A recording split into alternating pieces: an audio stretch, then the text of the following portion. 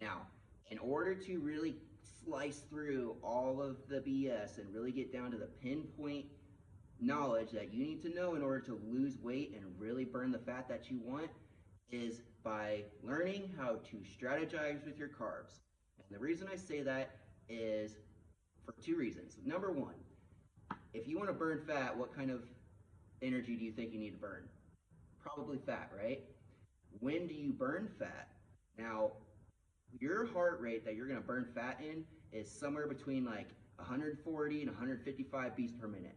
So first of all, we need to get your heart rate up to that zone in order to burn fat, right?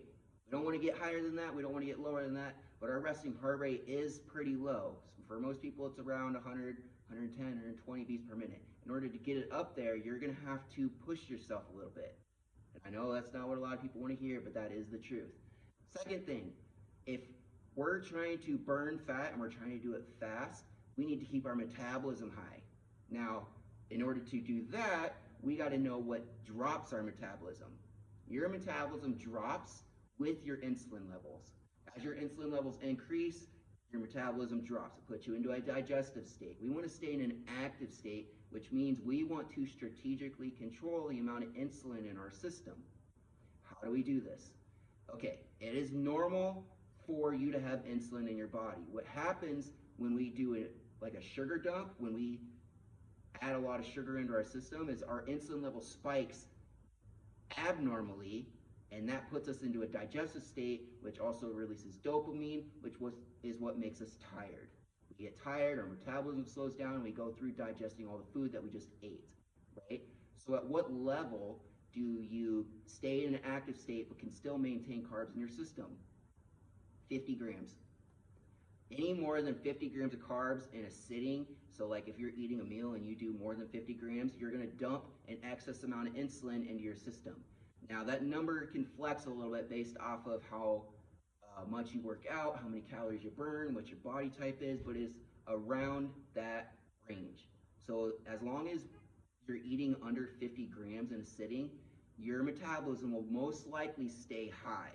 Now for some people that won't work because they're carb sensitive, right? And so if they eat just 25 grams of carbs, then that dumps a bunch of the insulin in their system, which has that same effect. So kind of fidget with that. You can improve your insulin sensitivity, your carb sensitivity by doing this strategically, which will help you burn more fat in the process. But if you're really trying to control your metabolism and get to that point where you do burn fat more quickly, then you're going to have to train your body to keep your metabolism high and mainly focus on fats for energy. And the way you do that is by keeping most of your carbohydrates for nighttime, right? Because when you do over 50 grams of carbohydrates for nighttime, what we just get done saying, it dumps a bunch of insulin in your body and puts you in a rest state, which makes you relax. That's going to actually help you sleep if we do it that way. Now, if we go breakfast without any more than 50 grams of carbs, if we go lunch without any more than 50 grams of carbs, and we save most of that for dinner time, we're going to be mainly burning fat throughout the day, just to function normally, stay alive, things like that. And that will also help keep your calorie count lower, which will probably put you into a calorie deficit, but don't focus on that too much, because if you're focused on your calories, then it probably stresses you out, adds a lot of cortisol in your system, which has the opposite effect and slows your metabolism down too. So be more strategic with your carbs if you're trying to lose weight faster. And if you do feel like you're insulin sensitive and you get tired anytime you do have carbs, then really try to implement that plan where you save most of them for nighttime so that your body can learn how to invest in your fat sources rather than invest in your carb sources for energy. Also, bust your butt in your workouts so you're getting your heart rate up enough to burn fats. If you guys have any more questions about nutrition or strategic meal planning or anything like that, leave me a comment, shoot me a message, let me know how I can help.